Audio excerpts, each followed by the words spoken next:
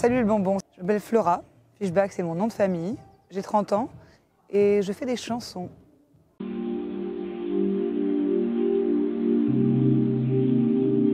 La musique n'a pas toujours fait partie de ma vie, mais j'adorais en écouter, voir les concerts des autres et j'ai commencé très tard, à 17 ans. J'allais voir des groupes de punk et de rock dans les Ardennes, là où je vis. Et au fur et à mesure, j'ai commencé à rencontrer des rockers et ils m'ont proposé de faire un groupe, alors j'ai dit oui. Et j'ai un souvenir d'un métalleux avec qui on partageait le studio qui est rentré et qui nous a vu faire de la musique avec des synthés, qui nous a dit hey, « c'est la musique de la soupe aux choux ». Non mais c'était sa référence de synthé, tu vois. Et après 4 ans de joie synth-punk, ce groupe s'est arrêté, mais moi j'avais vraiment envie de continuer. J'avais un pote qui avait une tablette et je vais commencer à composer sur cette tablette et à faire des chansons beaucoup plus intimes, je vais dire, parce qu'il fallait pas chanter trop fort pour les colocs. Et j'ai mis 1 an à composer des chansons et de fil en aiguille, j'ai commencé à venir jouer à Paris et ça s'est plutôt bien passé. Premier concert en 2013 et en 2014, je rencontrais une maison de disques. Le premier album, vous savez, c'est souvent un best-of des années précédentes qui se sont passées. Ça s'est construit sur le long terme et de manière assez intuitive, assez gueularde, assez adolescente, quoi. Cet album, j'avoue que j'ai du mal à le réécouter. Quand les amis passent en soirée pensant me faire plaisir, ne faites pas ça. Ne faites pas ça. En revanche, j'adore le chanter parce que quand je le chante sur scène, je vois que ça fait tellement plaisir aux gens que moi, ça me porte. Moi, j'étais quelqu'un qui se détestait. Alors, je comprenais pas que le public puisse m'aimer. Aujourd'hui, je me déteste un petit peu moins. J'accepte l'amour qu'on me donne. La musique a aidé à ça, ouais. Mais moi, je me souviens de la SACEM sur ma première tournée qui nous avait donné un petit peu de pognon pour qu'on puisse investir dans du matériel pour ma première tournée. Et ça, c'était pas du luxe parce que vraiment, je venais de rien. J'avais qu'une guitare et un ordinateur. On a pu faire un super beau spectacle avec des musiciens et ça, c'est chic. On a vraiment une chance de dingue en France d'avoir rien que les droits musicaux, mais aussi tous les accompagnements.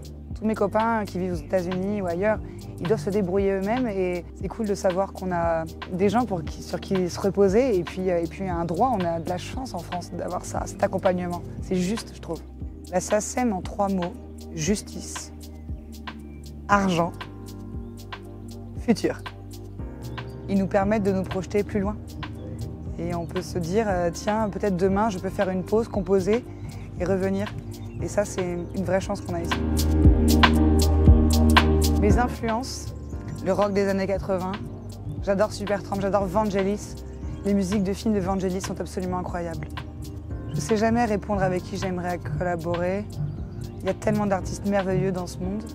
Mais je crois que je suis très fan de Sean Nicolas Savage. Je suis très fan de Better Person. Je suis très fan de Kate Envy. Et je vais avoir l'esprit de l'escalier, c'est-à-dire que je saurai tout à l'heure à qui je pensais. Mais enfin, c'est normal, ça. Et avec Les Yeux, ce deuxième album, j'en suis très très fière parce que j'ai mis plein de choses qui sont des guilty pleasures, selon ce que diraient les gens, et qui pour moi sont des bonheurs. Donc j'ai eu de la chance d'avoir un label qui m'a suivi, qui me dit « Ok, tu peux mettre des guitares harmonisées, quoi ». Alors, je sais pas ce que j'ai voulu changer pour ce deuxième, mais ce que j'ai voulu garder, c'était de composer de manière toujours très intuitive. Je me suis pas dit, tiens, je vais faire un morceau de hard FM ou un morceau de folk. Non, simplement, je me suis mis à composer, et puis j'ai laissé glisser les envies, les instrumentations, comme je l'ai fait sur le premier album.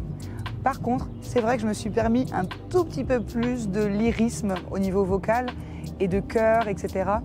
C'est un album qui est beaucoup plus dense que le premier, je crois. Si vous connaissez pas ma musique, et je sais pas pourquoi je pense à ce morceau-là, mais écoutez, Tu es en vie.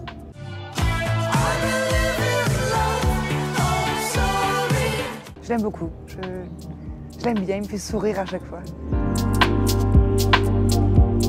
Dans 10 ans, je me vois bien avoir une maison en bois avec une dizaine de chiens, des amis, un grand studio avec plein de synthés et des copains, et faire, je sais pas, produire pour des jeunes artistes, pourquoi pas. Et puis être DJ, parce que c'est vraiment bien.